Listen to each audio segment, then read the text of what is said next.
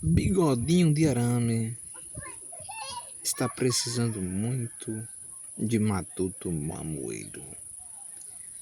Olha aí a ingratidão.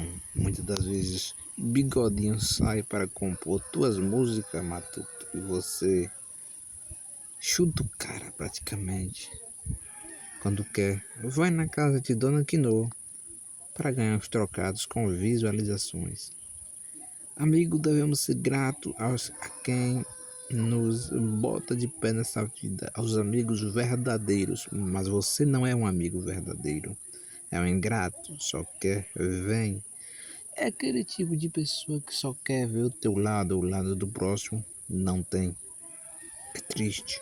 Bigodinho de arame agora está pagando tudo o que tentou te ajudar, mas agora é isso. Que coitado que está precisando, recebe.